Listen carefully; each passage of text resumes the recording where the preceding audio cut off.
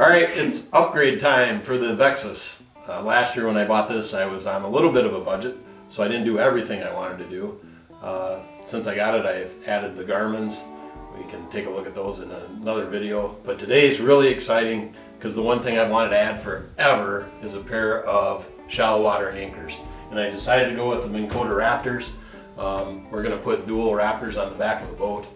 I got the 8-footers with the active anchoring. I chose black. I thought that would go best with the boat. I only got 8-footers because I got an Ultrex with a spot lock, so I figured anything over 8 feet, I can rely on that. So it's going to be a great day. We're going to get into the install. Hopefully we can help you guys take a look at how we're going to install these on the Vexus. This will work on a 1980, 1880, 2080. Should work on all of the aluminum Vexuses, even the center consoles. So that's what we're up to today. All right, so what I decided to do is I did a lot of research. I looked at power poles. I looked at the new Raptors. I looked into the Talons that Minn Kota also makes. I personally settled on the 8-foot Raptor, and I bought the model with the active anchoring. You can get them in 8-foot or you can get them in 10-foot, the Raptors. And they have 4 colors available. They have black, white, silver, and red. I, again, chose the black. I've got a white boat. I went back and forth between the white and the black, but ultimately I decided to get the black because I've got a Mercury, and I figured they'd look nice back there with the black Mercury. I don't know if I can really tell you exactly why I chose the Raptors over the Talons from a functional standpoint, but I will tell you the Talons are quite a bit more expensive. And I just think they're a little bit more bulky on the back of the boat, and I'm trying to maintain and watch my weight. So that's why I went with the Raptors. The one thing you might want to consider on the Raptors versus the Talons is the Talons, you can get all the way up, I believe, to 15 feet. So if you're fishing in deeper water, deeper, clearer water where you might be bed fishing and stuff like that in the spring, or you just have spooky fish, you may want to look at the Talon with the 15-foot depth range. So now we'll take a look at the brackets that we're going to put them on the Vexus with. You need a different one for port and one for starboard, obviously. If you're going to just do one, then obviously you decide what side of the boat you want it on. You only need one bracket. They offer it in a 4-inch and a 6-inch, and what that is it's the offset on the jack plate from the motor. They do a 4-inch and a 6-inch. I think they'd recommend the same bracket for the 2080. I'm not sure about the 1880. So if you're going to mount them on the 1880, you can just get on Facebook, message Vexus. They'll shoot you back a message literally in probably 5 or 10 minutes. So again, we're going to go with the 6-inch starboard and the 6-inch port. You can get these in black or white. The Raptors themselves actually come with 2 remotes each. They're the smaller remotes. One's on a lanyard, and then they also send you little brackets that you can affix on your boat in different places that it'll pop into. They also make the stomp switch, and these are switches that you can mount on the deck of your boat. I still haven't really decided where I want to put them. Some guys put them right up front by the trolling motor pedal, and I know some guys will put them back by the consoles, so when they're sitting down retying or something like that, and they want to pop them down, they can hit the buttons quick. So I'm still up in the air on where I'm going to put these yet. But again, I've got these, and then I've got 2 remotes with each Raptor. So I've got a total of 5 remotes that I can put in the boat. So I should be able to, I'll be covered either way. A few things you need to look at, we already talked about. You need to make sure you get with your manufacturer and understand how you're going to mount the anchors to your boat. So you can mount them right to the transom if you want. I suppose on some boats that would be an acceptable way to do it. You can just put them in an area like this, but you do have to have access to the inside so that you can bolt them through. I think that might be a little bit more fitting for maybe John boats and smaller aluminum boats that don't have the full deck in them. If your boat, like this one does, has a 6-inch setback on it, this one happens to have the manual Slide Master 6-inch setback on it. The Minn Kota brackets that I showed you are designed to fit directly on this setback or on this jack plate. So that's one of the things you need to plan. So I wasn't going to put them on the transom, so that's why I chose the brackets for the setback. The Slide Master is one of the setbacks that they make the brackets for to fit directly. If you look online, you can look and they have a list of all the setbacks, jack plates that their brackets fit up to. And again, on the Slide Master, these are a direct fit up. So the next thing you want to do, I talked about, is you want to decide if you want 6 inches of rise, which is basically from this point to here, or this point to here, and that's how much it's going to lift up the jack plate, or the anchors from the jack plate. Like I said, I called Vexus. They use the 6 inch. My guess is because this boat has a setback underneath on the hull, and you want to try to get the anchors up a little bit higher so they're not dragging in the water when you're running. So as you can see, when I put that on there, when we go ahead and install these are going to rise up six inches, and the bottom of the anchor is going to be well above the bottom of the boat, or the whole bottom hole of the boat, so that it's riding correctly. So another consideration you have to do is when you're buying a shallow water anchors that use hydraulic pumps, you got to figure out a place where you're going to put those in your boat. 9 times out of 10, guys are going to put them back in the battery compartment if that's where they have space. Fortunately, in the Vexus, at least the 3 battery systems, you've got plenty of room. So where we're going to mount the pumps is we're going to put the port pump right here on this area, and then right over here on this side on the starboard, we've got the exact same spot, and we're going to mount the starboard pump right here. So the other thing on a Vexus, unfortunately, if you do this after the fact of ordering the boat from the factory, you're going to have this ladder. It's a great ladder if you fall in the lake or you go swimming to get back in the boat. Problem is, when you put on shallow water anchors, your bracket's going to come out and it's going to interfere with the ladder. So you need to do one of 2 things. You can leave it on here and don't use it, or take it off. And what I'm thinking is if I take it off, I'll just take it off and put the screws that mount it on the boat right back in the holes with some adhesive and be done with it. All right, so when you unbox your brackets, obviously you're going to get your starboard and your port bracket. You're going to get a bag of hardware. All the hardware is stainless steel. That's included with the brackets. They also give you a little tube of anti-seize. Make sure you use that, because stainless steel hardware will gall sometimes when you put the nuts on, especially these the lock nuts that they give you. So make sure you use the anti-seize. Electric Avenue, and then we'll take it higher. Oh, we're gonna rock down to Electric Avenue. Okay, in the box you get your pump with your hydraulic fluid. Pump comes with all the wiring. Your 2 remotes that I talked about earlier with a dash mount, your brackets for the pump, your hardware, batteries for the remotes, and then of course your shallow water anchor with 6 feet of hydraulic hose. Okay, we're going to start the installation by putting on the starboard Raptor bracket. And to do that, you're going to need 2 3/4 inch wrenches, 3/4 inch socket, and you should ideally have a foot-pound torque wrench. And then the hardware that's included, you'll have 2 bolts, 2 washers, 2 lock nuts, and then there's going to be 4 other lock nuts in there that will be used when we actually attach the actual anchor to the bracket. So we're going to get started and do that on the starboard bracket. So the first thing you have to do on the slide master is you have to take this outside bracket off right here, and you use your 3/4 inch wrench for that. And then obviously you just got to loosen these bolts up. This one I already had loose, and then you got to break those loose. Now the one thing you want to do is you want to be careful with your slide master, because this bracket that's in here right here, there's another one that's identical to it on the inside that has threads in it, and that's what these bolts thread into. So when you take these out, if you're not holding on to that, you're going to drop it and possibly damage it. So just put your hand here and then go ahead and take your bolts out.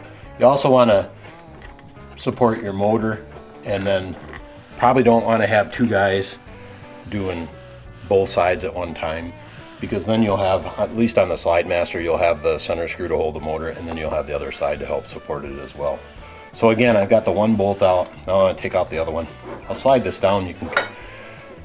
When I take this off, I'll show you the other bracket. So we'll get that one out.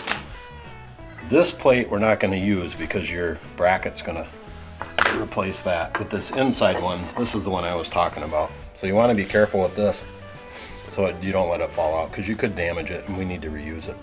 Okay guys, one thing that you want to make sure you're doing with the slide master, just a quick note, because when you take this stuff off, it's easy to forget what's top and bottom, especially on this inside plate because it's not marked with anything. So just remember that the shortest distance between this hole and the end, that's your top. And then you'll see that distance is much more between this hole and the bottom edge of the plate. So this is your bottom, okay? So just keep that in mind when you're putting everything on. So the next thing we're gonna do is we're gonna get our bracket, take our starboard bracket. And this probably not real easy to do by yourself. You can. We're gonna try to do it by ourselves for the video. And if you'll remember at the beginning, I talked about the anti-seize. You're gonna wanna put some of that on your bolt. These are stainless steel and they will gall. So we just wanna put a little bit of that on the bolt before we get started. You're gonna take one of the bolts that went with your unit. We're gonna slide that through here. And then we've gotta get this bracket back up here. The back side. And then, like I said, it might be easier if somebody else, if you get a buddy to hold the bracket, support that while you get it started. And you want to make sure you got your washer on there. So we'll get that one started.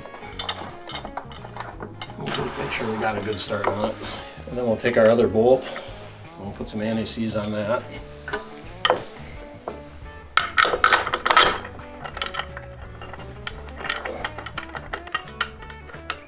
Alright, so we'll get that other one started here. So you'll notice on the brackets that on the top there's a slot and on the bottom there's just a hole. It's best to do the slotted one first because once you have that in, then it'll line up the hole.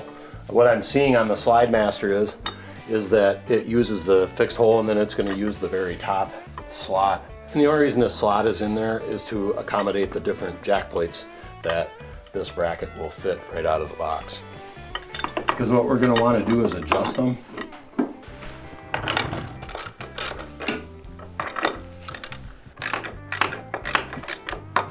So now that we've got the starboard bracket positioned where we want it, what we're going to do is we're going to tighten that with the torque wrench, and the instructions tell you to tighten up the bolts to 50 foot-pound torques on the manual Slide Master.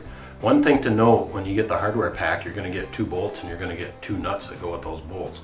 With the Slide Master, you do not use those nuts, you use the plate of your jack plate for the back side of the application or the installation. Once we get this done, then we'll repeat and we'll do the port side. And when we have that all done, we'll show you the finished product. So if nobody's ever used a torque wrench before, use it just like a regular wrench. And now that we have it set down here at 50 foot-pounds, you just go until it breaks like that. So you see how it broke? Then now it's done. And that bolt is in there at 50 foot-pounds, just like they want us to do. And then we'll repeat that on the top. All right, well, we got the ladder off. Like everything, it doesn't go as smooth as you think, so a few things that I would suggest. There's a little bit of black sealant on there, so you're gonna have to have some type of a cleaner to get that off. But more importantly, if you're gonna put the screws back in, they're a pan head screw that works with the ladder, and that's not necessarily gonna work when we put them back on the boat. You're gonna wanna have a flat headed screw so that it fits flush with the transom of the boat. And then when you put the screws back in, then you're gonna wanna use a marine silicone. Fill the holes with a little bit of silicone and then drive your screws in. That'll help seal everything up back there. So the good part is it's all of it's mostly above the water line, but still you want to use a good marine sealant silicone when you put the screws back.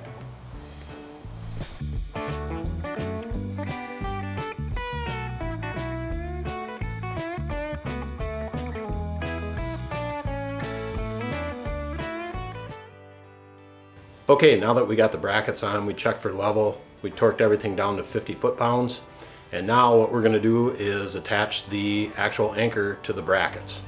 That way we can get those attached, and then that'll help us when we have to run the hydraulic hoses and everything and understand what, how much extra hose we gotta leave and all that type of stuff. So next step, attach the anchors to the bracket. Okay, so to attach the anchors to the Raptor brackets, we're going to need a 9/16 inch wrench, a 9/16 inch socket for our torque wrench, and then we're going to need the 4 lock nuts that come with the brackets as well as our anti-seize. Alright, so we're just going to line the anchor up with the bolts. Obviously a 2-person job. And just get these started kind of hand tight all 4 of them.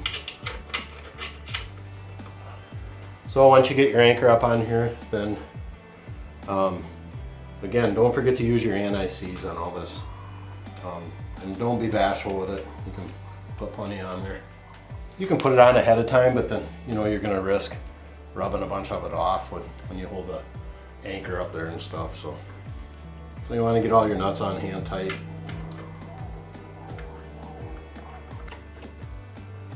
Then once you have all your bolts started, then you can go ahead and take the red plastic spacer off. Just pulls off.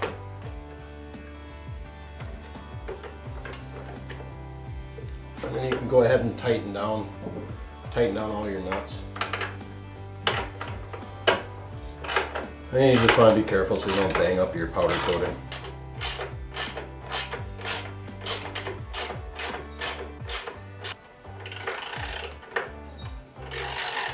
Really should use hand tools when you're doing this. Power tools, 90% of the time a power tool is going to exacerbate that problem.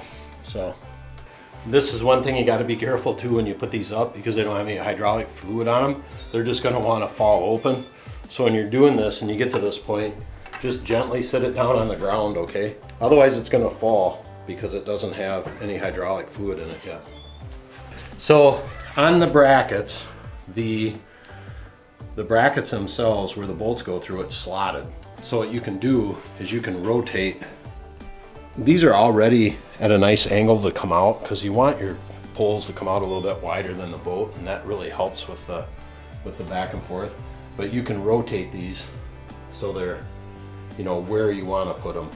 Personally, I'm a symmetrical person, so I want to make them level. So I'm going to get a level, put it on the side, level these up, and then Zachary's going to help me snug them up onto the boat. But I'm going to make them level straight up and down. I'm just torquing this down to at least 20 foot-pounds, they said. So we got it set where we want it, so now I'm just snugging up the bolts. 20 foot-pounds is not much, so. But they have the lock washers on there, so it's not going anywhere.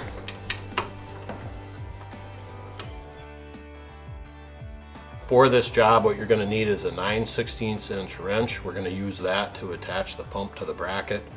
You'll need an 1/8 inch drill, and then you'll need the 4 screws that came with your Raptor shallow anchor bracket to attach the bracket to the bottom of your boat, and then a Sharpie so that you can mark the holes in the bracket. Okay, we've already dry fitted our bracket. We put the pump on here to make sure that we had clearance. There's a great landing spot in the Vexus over here behind the port side battery. Pretty sure they probably left room for this exact reason, which is good for us. So we marked our holes and we just test fitted the pump on here to make sure that it would clear under the fuel lines, which we did. And we marked the holes for drilling, so that's what we're gonna do now. A little tip when you're drilling in metal is to drill backwards, and then your bit won't walk around on you. It'll kind of get your hole started, and then you can flip the forward.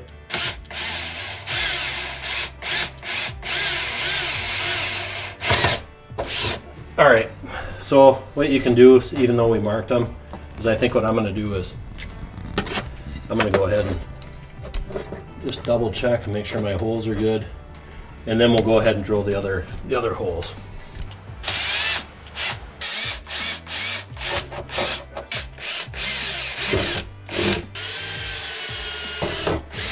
All right, we got our holes drilled.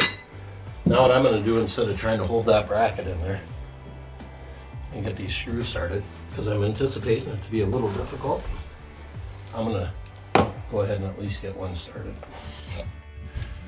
Get it established, and then I'll take it out, and then I'll put the bracket in. Yep, as expected. Okay, so we drilled the holes, and then I worked on getting all the screws put in with the bracket. We're gonna speed it up so you don't have to watch all of the trials and tribulations of getting the screws in. I'm not gonna lie, they're tight to get into an 1/8 inch hole, but do not drill a bigger hole because you want the screws to be good and tight in there. Little tip, put some anti-seize on there, and that'll help you work them into the hole, and then as they get stuck, just back it off and start again a little bit and just kind of work it back and forth, and you'll get them through. Now we put our 9/16 inch bolts, started the thread of those into the back of the pump with the washers. We're going to sit that onto our bracket and tighten those up with a 9/16 inch wrench.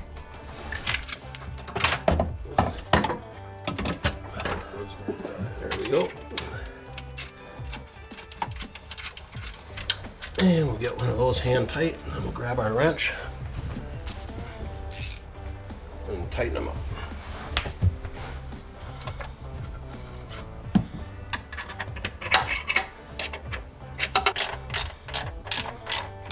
No torque specs on this, just tight.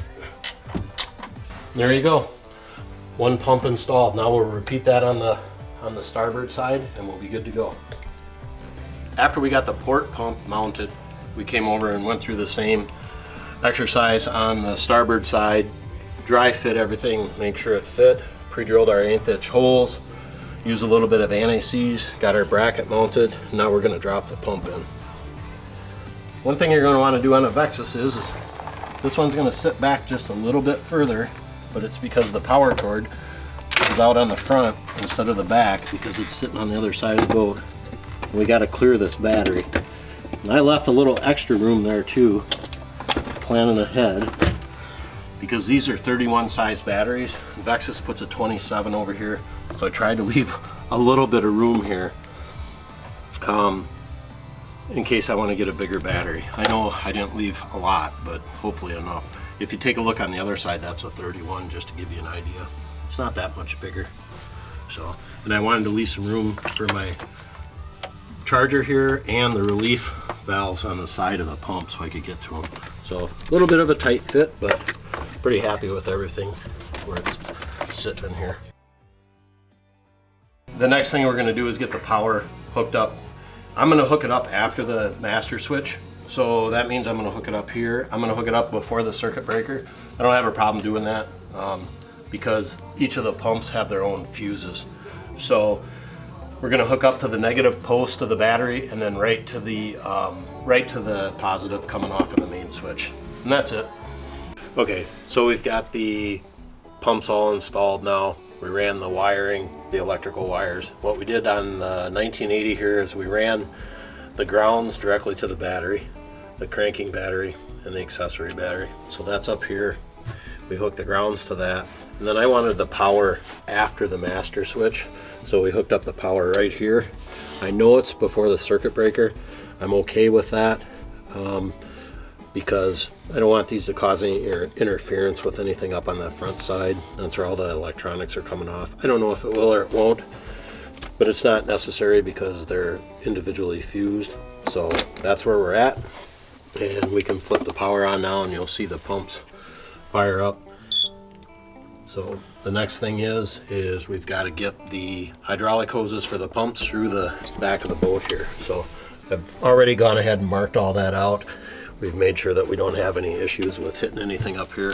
So the next thing we're going to do is get those holes drilled and get the hydraulic lines fed through. All right, so what we're going to do now is we're going to get the holes drilled in this splash pan here.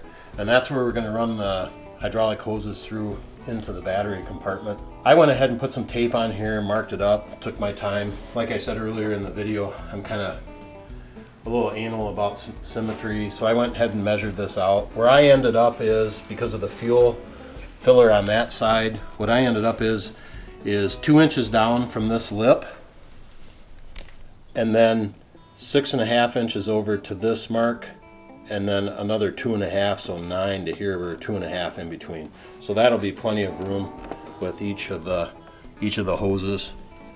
And then again, so I went down 2 inches from the lip to here to my center line, and then 6.5 from here is what it ended up being to the outside hole, and then another 2.5 inches to the next hole. And most of that was dictated by the gas filler on the other side. All right, so we've got the holes we have to drill in the back to get feed the hydraulic lines through are 3¼ inch holes. The best thing I like to use in aluminum is called a step bit. And that's this bit, and you can see how it just steps up gradually. These work awesome. So it just starts, it does what I said to do manually with bits, but it does it with just one bit. And this is called a step bit. And you'll see how it's marked on the in here. It'll show you where the different measurements are. So for 3/4 of an inch, we're gonna go all the way to this step right here. And then we'll have our hole. And these work great. They're easier on your arm, drilling them through. It's just gradual at a time.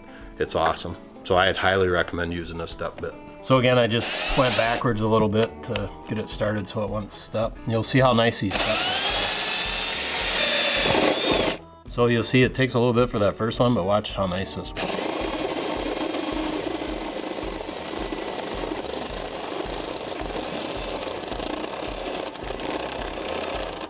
And we just want to go to the third one, so.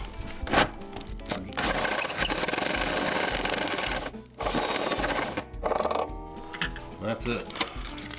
Gives you a nice clean hole. And see, we go right down and we're at the 3/4.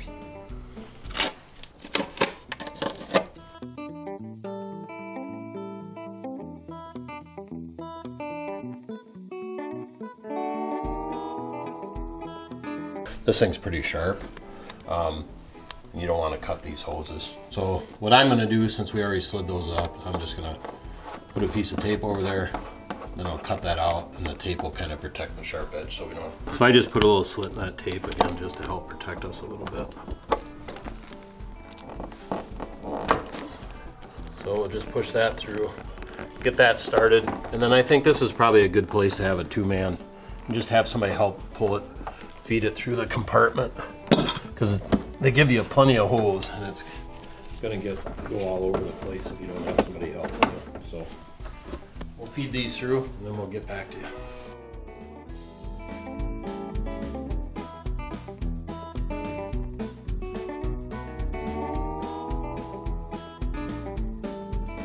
So we got the holes drilled. We took our time and measured so it looks symmetrical. The hole size that they recommend is perfect for feeding the hydraulic hose through. The grommets, however, that Minn Kota supplies with the hydraulic line really aren't designed for the thinner wall aluminum. So what I did is I put plenty of silicone adhesive on the outside, had my helper push those tight, and then I went in from the battery box and put a wire tie on the back side so that they stay nice and tight. Now that we've got our hydraulic hoses ran through, we're going to hook up our hoses to the pumps. And you're going to see when you get the pumps, there's a green cap on one and a black on the other, and those correspond with the caps that are on the end of the hoses. So you pop those off, and then there's a protective cap on there that you take off, and then you can go ahead and screw on your hoses. You don't use any Teflon tape or anything on these. You just, it takes a little bit to get them started, and you want to be careful that you don't cross thread them. You should be able to turn them probably, I don't know, 5 or 6 times by hand. And again, just take your time and make sure you don't cross thread them. Then take a 9/16 inch wrench and snug them up.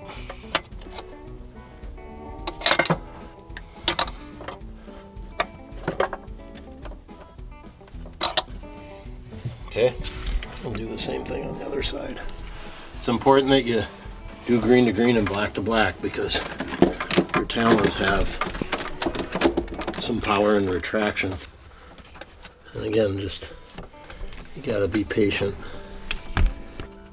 The last thing you wanna do is cross thread these on there. Okay, that one went on real nice by hand, so I know I'm not cross threaded, and we'll go ahead and snug it up.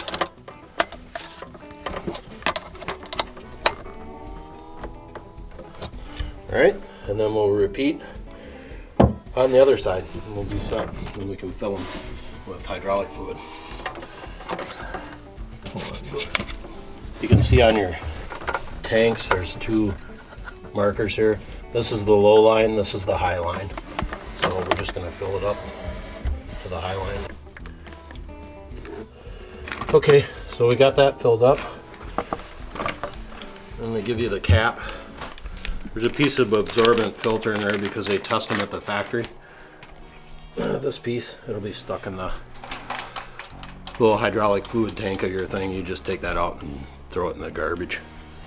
And then your cap comes in the kit. just put that on. We've got the reservoirs filled up. Little tip, take a bright light or something, because it's really hard to see that, but watch if I put my phone on here as you're filling it, it'll light that up so you can see the level of it. Okay, and again, the one mark is the low mark, the other one's the high mark. So that's where we're gonna start before we bleed them.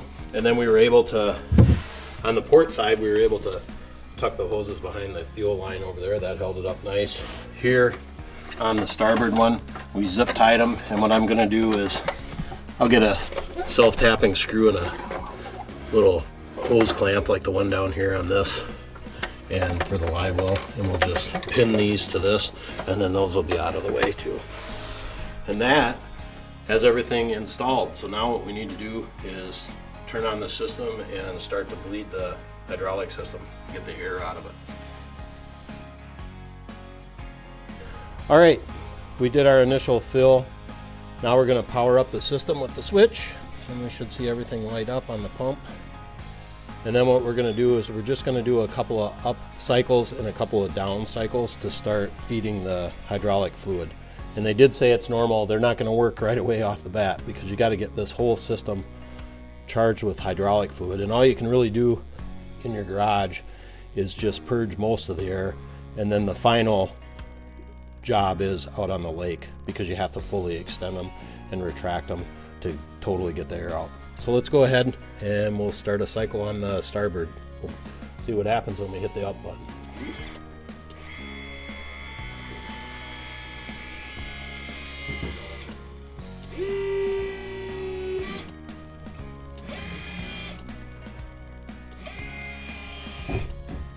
There you can hear the power pole went up, and we'll hit the down button a couple of times here.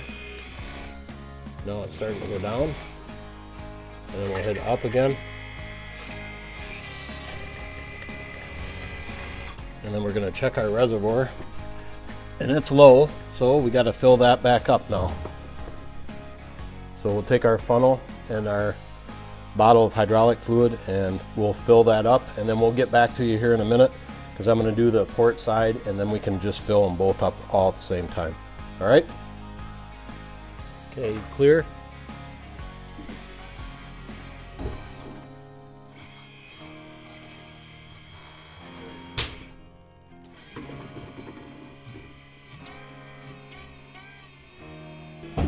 Yeah, I'm just cycling it up and down here just to get the air out. It said 2 or 3 times, and then we'll check the fluid level again.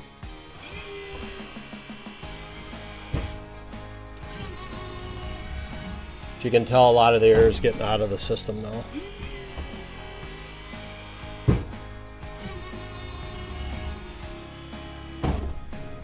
All right, we'll do the other one.